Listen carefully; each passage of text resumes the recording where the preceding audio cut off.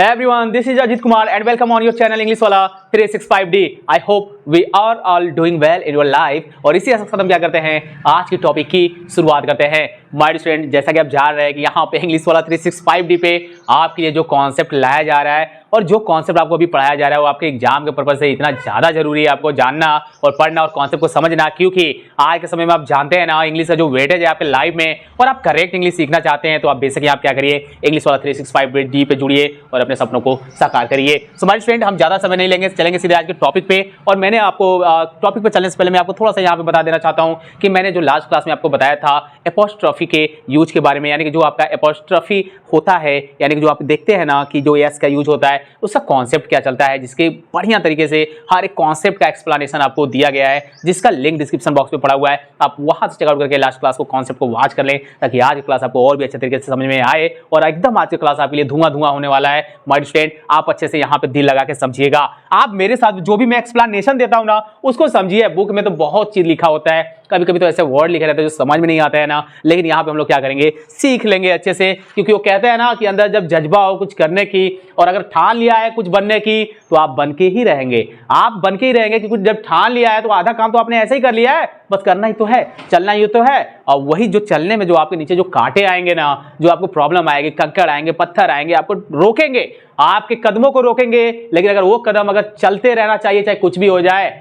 आपने my student एक ऐसे आपके हिस्टोरियंस हैं, आपने उसकी जब स्टोरी पढ़ेंगे ना तो आपको ऐसा लगेगा कि आपके अंदर से एक आग जलती है, उनसे कुछ सीखने की जरूरत है. 24 आवर्स आप अपने आप को ऐसे दीजिए कि जब रात में जाए सोने के लिए ना, तब वो नींद जो आपको एकदम प्रॉपर वाली लगे कि हाँ यार 2 घंटे सो लिया, लेकिन चिंता बनी रहेगी सुबह उठ के फिर से हमको क्या करना है, फिर से दौड़ना है. क्योंकि आप जानते हैं ना एक डायलॉग बहुत फेमस है कि चाहे हिरन हो चाहे शेर हो, दोनों को एक दूसरे के लिए क्या करना होता है, दौड़ना होता है. क्योंकि हिरन क्या करता है माय स्टूडेंट, अगर शेर नहीं दौड़ा हिरन के पीछे तो उसका क्या हो जाएगा, उसका जो भोजन है वो वहां से छूट जाएगा. और हिरन ये सोचता है कि अगर मैं नहीं दौड़ी तो मुझे शेर खा जाएगा. तो कहानी कहीं ना कहीं लाइफ में ये है कि हमको दौड़ना तो पड़ेगा, दौड़ना तो पड़ेगा. यहाँ पे दौड़ना है आपको अपने परिवार के लिए, अपने माता पिता के लिए, क्योंकि जानते हैं एक जो पिता होता है ना, एक अगर आप मिडिल क्लास फैमिली से होंगे ना तो आपके जो यहाँ से आवाज आ रही होगी अपने फादर के प्रति, अपने पिता के प्रति आ रही होगी, वो काबिल तारीफ होगी. आप चाह कर भी कहीं कहीं अगर आप गलतियां करते हैं तो अफसोस दिलाता है फिर कि नहीं यार मेरे पिताजी ने तो इतना मेरे लिए संघर्ष किया है, कैसे मैं कर दूं ये गलत काम. नहीं कर पाएंगे. उस पिताजी के लिए, अपने उस फादर के लिए वो एक भाव जो क्या करता है, रात दिन खेतों में काम करके, फैक्ट्री में काम करके, मजदूरी करके आपके लिए जो स्कूल फी पे करता है, जो उसका सर्टिफिकेट मिलेगा ना, फिर आपको पढ़ना पड़ेगा कॉम्पिटिटिव लेवल के लिए यही सब सब्जेक्ट. तो क्यों ना दिल लगा के अभी से पढ़ ले, अभी से समझ ले, बेसिक स्ट्रांग कर ले. जब बेसिक स्ट्रांग हो जाएगी ना तो फाइट करने में बहुत मजा आता है. यानी कि प्रैक्टिस वे फाइट, या प्रैक्टिस कर लिए ना तो फाइट भी उसी स्पीड से करेंगे, तगड़ा करेंगे. वो कहते हैं ना जिस घर की क्या होती है, बेस मजबूत होती है, मकान बहुत अच्छा बनता है. तो अभी वही चल रहा है, बेस चल रही है, बेस मजबूत करो, मकान तो इतना लंबा जाएगा कि उसका अंदाजा भी आपको क्या नहीं होगा. तो चलते रहना पड़ेगा, मेहनत करते रहना पड़ेगा, लाइन में दौड़ते रहिए, चाहे धीरे चलिए लेकिन चलिए, रुकना नहीं है, थकना नहीं है. ओके, चलिए मेरे स्टूडेंट आ जाइए टॉपिक पे. इतना बहुत हो गया आपके अंदर जोश जुनून जगाने का, आप जाग भी गया होगा. आइए यहाँ पे चलते हैं, थोड़ा सा देखते हैं यहाँ पे रूल्स को. यहाँ पे लिखा हुआ मेरे स्टूडेंट रूल्स नंबर 2 है. रूल्स नंबर 1 आपको बता दिया गया है लास्ट क्लास में. यहाँ मैंने लिखा है use of apostrophe as with singular nouns. कहने का मतलब है माय स्टूडेंट कि आपके जितने भी सिंगुलर नाउन होंगे उनके साथ एपोस्ट्रोफी का यूज होता है. एक बार फिर से, जितने सिंगुलर नाउन होते हैं उनके साथ एपोस्ट्रोफी का यूज होता है. नहीं आ रहा है ऐसा समझ में, नहीं आ रहा है? चलिए एग्जांपल देख लीजिए यहाँ पे. चलिए मैं यहाँ पे एक नेम ले लेता हूँ. आप तो फेमस है किसी का नेम लेने में और उनकी प्रशंसा भी करने में, समझ रहे हैं ना? हाँ, वो समझ रहे हैं, जो वही बात मैं कहना चाहता हूँ. यहाँ पे मैंने लिखा है राम. राम क्या है, एक नेम है, क्या है, सिंगुलर है. सर ये बच्चों वाली गेम क्यों बता रहे हैं हमें, बच्चों वाली गेम है इसलिए तो मैं बता रहा हूँ, क्योंकि ये कॉन्सेप्ट आप समझेंगे तभी तो यूटिलाइज करेंगे ना. यहाँ पे लिखा हुआ है नेम, मैंने लिखा हुआ है राम. ठीक है सर, सिंगुलर है नाउन, कोई दिक्कत नहीं है. इसी में आप बोल रहे हैं क्या यस लगाने के लिए? यस माय स्टूडेंट, एपोस्ट्रोफी इसी में लगेगा. कैसे लगेगा वो मैंने आपको बताया था. आप देखिए यहाँ पे मैंने लगा दिया राम्स. ये देखिए मैंने यहाँ पे लगा दिया राम. सो माय फ्रेंड, कहने का मतलब आपका यहाँ पे ये है कि आप यहाँ पे देख रहे हैं कि यहाँ पे सिंगुलर नाउन जो आपके होते हैं ना, आप उनके साथ क्या करेंगे, एपोस्ट्रोफी का यूज करेंगे. सर एग्जांपल दीजिए ना यहाँ पे. चलिए यहाँ पे माय फ्रेंड मैं आपके लिए एग्जांपल देता हूँ और मैं प्रैक्टिस के लिए भी देखिए मैंने यहाँ पे लाया हुआ है. तो एकदम दिल लगा के सीखेंगे, एकदम तगड़े वे में, और आपको मजा आएगा माय फ्रेंड. चलिए यहाँ पे मैं यही लेता हूँ. चलिए मैंने यहाँ पे लिख दिया क्या, यहाँ पे मैंने लिखा राम्स बुक.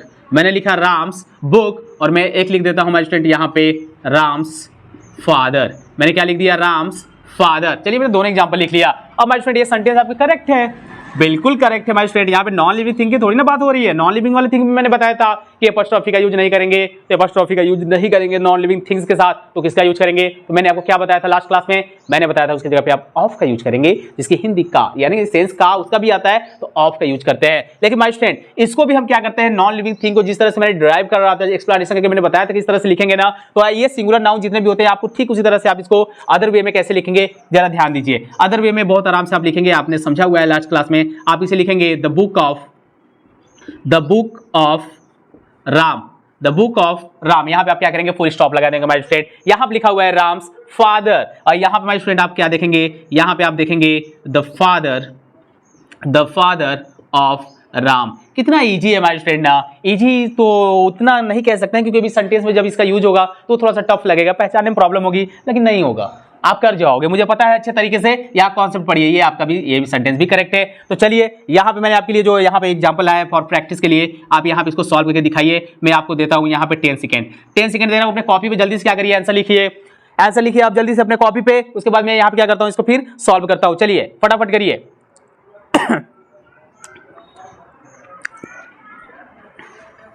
ये सेकेंड आपका माय स्टूडेंट यहाँ पे है द म्यूजिशियंस वाइफ है, और फर्स्ट आपका है मिस्टर ठाकुर सन। चलिए आपने कर लिया होगा सॉल्व। चलिए आइए देखते हैं कि यहाँ पे फटाफट इसका आंसर क्या होगा, और जानने की कोशिश करते हैं कि करेक्ट वे में आपने किया है करेक्ट कि नहीं अपने कॉपी पे। आइए समझते हैं। यहाँ पे लिखा हुआ है मिस्टर ठाकुर सन, तो चलिए आपको क्या लिखना था माय स्टूडेंट, आप लिखेंगे यहाँ पे द सन ऑफ मिस्टर, क्या यहाँ पे हो जाएगा माय स्टूडेंट, यहाँ पे आपका ठाकुर। आपने यही लिखा होगा, ध्यान से देखते रहिएगा माय स्टूडेंट। करेक्ट वे में आपने लिखा कि नहीं लिखा है समझिएगा। यहाँ पे लिखा है अ म्यूजिशियंस वाइफ, आप क्या लिखेंगे माय स्टूडेंट, यहाँ पे आप यहाँ पे लिखेंगे the wife of a musician. यहाँ पे आपने ये लिखा होगा माय स्टूडेंट। क्या देखिए क्या करेक्ट है, क्या करेक्ट है क्या? यस माय स्टूडेंट, अगर आपने ये करेक्ट किया होगा ना, अगर इस तरह से लिखा है तो आपका बिल्कुल सेंटेंस करेक्ट है। यानी कहने का मतलब है कि आप देख रहे हैं कि यहाँ पे आपका नाउन कौन, सिंगुलर, यहाँ पे म्यूजिशियन क्या है आपका सिंगुलर, इसके साथ एपोस्ट्रोफी का यूज होता है, और यहाँ पे लगा हुआ है सर, कोई दिक्कत नहीं है। और यहाँ पे माय स्टूडेंट आप देख रहे हैं कि यहाँ पे मैंने जो इसका दूसरा वे है लिखने का वो मैंने यहाँ पे लिखा हुआ है, तो बिल्कुल सेंटेंस आपका करेक्ट है। और आप भी सीख रहे हैं बहुत तेजी से। मुझे पता है कि आप जो भी यहाँ पे बच्चे, पहले तो मैं ये बता देना चाहता हूँ माय स्टूडेंट कि इंग्लिश वाला 365D पे मेरे जो भी यहाँ से 20-25 स्टूडेंट है ना, वो जो भी सीख रहे हैं ना, मेरा दिल कहता है कि वो वास्तव में सीख रहे हैं। अगर यहाँ पे पढ़ रहे हैं ना तो उनको वास्तव में समझ में आ रहा है, वो तभी सीख रहे हैं। और मैं आपसे वादा करता हूँ और भी मुझसे हो सकता है, तो मैं अपनी जो पेस है उसको और कंट्रोल करके और धीरे धीरे आपको मैं समझाऊंगा। अगर आपको जरूरत पड़ेगी तो आप थोड़ा वहाँ फास्ट बढ़ा सकते हैं, वहां से वीडियो वहां पे जाके वीडियो क्वालिटी में जाएंगे तो आप वहां से स्पीड को बढ़ा सकते हैं, या मैं ज्यादा तेज बोलता हूँ तो कम भी कर सकते हैं। तो यहाँ पर उनको समझ में आ रहा है, तो मैं उनसे यही बस गुजारिश करना चाहता हूँ कि जो भी मेरे 20-25 स्टूडेंट है, आप क्या करिए कि और भी बच्चों को अपने साथ, जो उसको भी लगता है कि इंग्लिश जिसकी वीक है, जिसको जरूरत है, यानी कि जो अगर आपको अच्छा यहाँ बताया जा रहा है तो उनके बीच में जरूर आप शेयर करिए। आइए चलते हैं हमारे स्टूडेंट, देखते हैं कि रूल्स नंबर 3 क्या होगा पॉजिटिव केस में, क्योंकि हम थोड़ा थोड़ा आपके लिए क्लास बोरिंग तो मैं नहीं करवाना चाहता हूँ, लेकिन कम से कम 2 से 3 रूल्स भी डिस्कशन नहीं करेंगे एक साथ तो कैसे काम चलेगा, है ना। क्योंकि पढ़ना है, लाइफ में कुछ करना है, आगे बढ़ना है, तो मुझे भी थोड़ा सा क्या करना पड़ेगा, यहाँ पे स्पीड बढ़ानी पड़ेगी और आपको भी दिल लगा के थोड़ा पढ़ना पड़ेगा। तो आई होप कि ये वाला रूल्स आपको समझ में आया। आइए चलते हैं, देखते हैं रूल्स नंबर 3 क्या है। तो आइए यहाँ पे देखते हैं हमारे स्टूडेंट की थर्ड रूल्स क्या है। यहाँ पे मैंने लिखा हुआ है with S ending plural noun we use of apostrophe S. So मेरे स्टूडेंट यहाँ पे कहानी ये आएगी कि अच्छा यहाँ पे थोड़ा सा कॉन्सेप्ट समझिए कि सर आपने तो ये क्या लगा दिया है सर, मेरे को समझ में नहीं आ रहा है। सो माय स्टूडेंट ये वही कॉन्सेप्ट है जब मैंने आपको बोला था, जैसे मैंने यहाँ पे लिखा था, तो मैंने लिखा था बॉय, तो मैंने यहाँ पे लगाया था एपोस्ट्रोफी एस, ओके। और एक मैंने लगाया था यहाँ पे, मैंने लिख दिया था बॉयज, और यहाँ पे मैंने सिर्फ लगाया था ना, तो इसे भी बोलते हैं एपोस्ट्रोफी।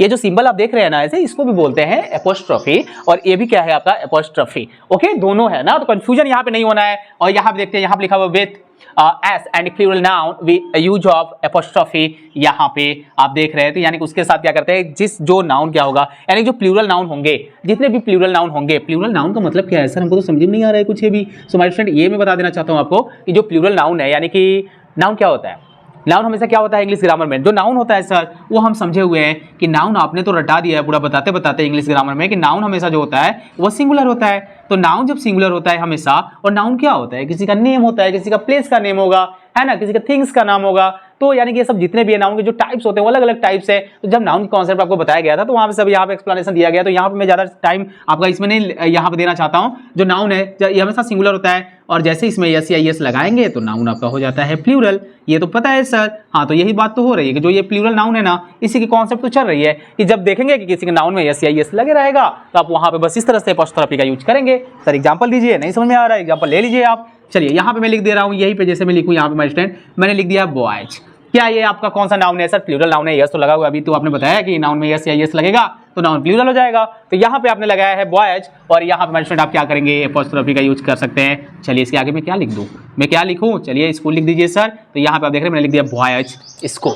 मैंने यहाँ क्या लिखा, बॉयज स्कूल। चलिए आप लोग माय स्टूडेंट क्या करते हैं, टीचरों का बहुत सम्मान तो आप लोग करते ही हैं, मुझे तो पता ही है, सम्मान तो बहुत होता है टीचरों का। सो माय स्टूडेंट कभी कभी टीचर डे होता है ना, तो कुछ बच्चे क्या करते हैं टीचर्स डे लिखते हैं ना, टीचर्स का, ठीक है, जन्मदिन या फिर जो भी मनाते हैं, तो लिखते कैसे हैं माय स्टूडेंट? आप अपने अब जीवन में गलती नहीं करेंगे। ये मैंने लिख दिया टीचर्स। चलिए सर आपने प्लूरल लिखा है तो टीचर्स मैंने यहाँ पे लिखा माय स्टूडेंट, तो क्या होता है माय स्टूडेंट, यहाँ पे एपोस्ट्रोफी यहाँ पे लगता है, एपोस्ट्रोफी यहाँ पे लगता है। लेकिन बच्चे क्या करते हैं, चलिए यहाँ पे आप सर आगे तो लिख दीजिए। चलिए मैं यहाँ पे लिख दिया डे, लेकिन बच्चे गलती क्या करते हैं, वो इस तरह से लिखते हैं। आप लिखेंगे टीचर्स डे, ओके, या फिर ये हटाएंगे यस यहाँ से, ऐसे लिखेंगे टीचर्स डे। ये लीजिए, हो गया सत्यानाश।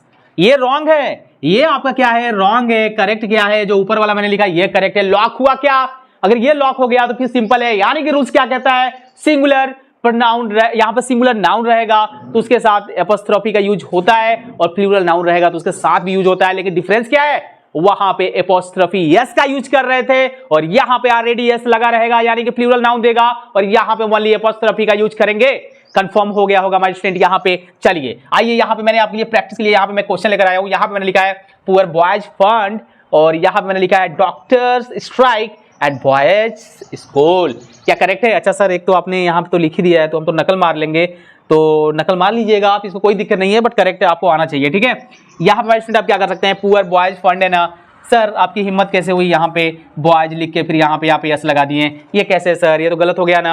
यहाँ पे स्टूडेंट सॉरी यस रहेगा, आपने क्यों किया? जब बॉयज है ये तो आपको एपोस्ट्रोफी एस लगाने की आवश्यकता है, सिर्फ एपोस्ट्रोफी लगा दिए होते। आपको कोई प्रॉब्लम हो रही थी क्या लगाने में? नहीं, मेरे को प्रॉब्लम नहीं हो रही थी, मैं आपको सिखाने के लिए माय स्टूडेंट क्या कर रहा था, यहाँ पे जस्ट कोशिश कर रहा था और आई होप कि आप सीख भी रहे होंगे। यहाँ पे स्टूडेंट आप करेक्ट क्या करेंगे, आप यहाँ पे लिखेंगे पुअर। आप देख रहे हैं कि यहाँ पे क्या लिखा हुआ है, यहाँ पे बॉयज है ना, तब बॉयज कर देंगे, सिंपली यहाँ पे एपोस्ट्रोफी लगाएंगे। यहाँ पे फंड है, आप सिंपली यहाँ फंड लिखिए, फुल स्टॉप लगाइए, करेक्ट है, बिल्कुल सही है।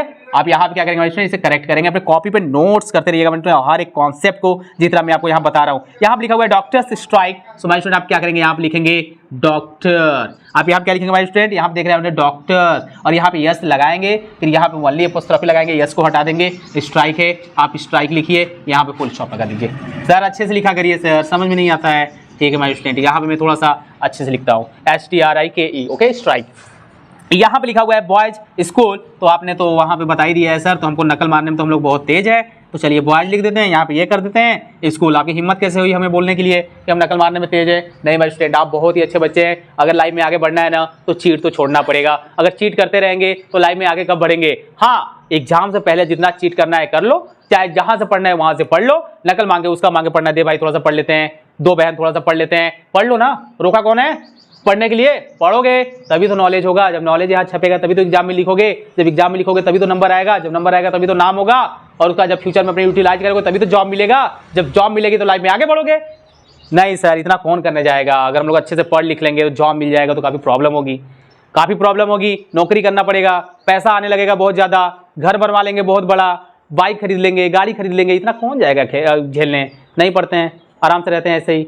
तो माय स्टूडेंट यहाँ पे कहने का मतलब आप समझ रहे हैं, चीट छोड़ना पड़ेगा अगर लाइफ में आपको आगे बढ़ना है तो, और जो भी मैंने जितने चीज बोला है जस्ट मैंने उसका अपोजिट बोला है, आप इसको समझेंगे। सो माय स्टूडेंट यहाँ पे क्या क्लास ज्यादा आपके लिए लेंथी ना हो जाए इसकी वजह से करेंगे कि आपने दो कॉन्सेप्ट मैंने यहाँ पे आपके पॉजिटिव केस में एपोस्ट्रोफी का जो रूल्स चल रहा है उसका यहाँ पे मैंने आपको बताया। नेक्स्ट क्लास में फिर मिलेंगे लगभग 3 to 4 रूल्स के साथ, तो आप मेरे साथ नेक्स्ट क्लास में बने रहिएगा, एक अच्छे कॉन्सेप्ट के साथ हम लोग आपसे फिर से यहाँ पे मैं आपसे जुड़ूंगा। तब तक के लिए ऑल द बेस्ट।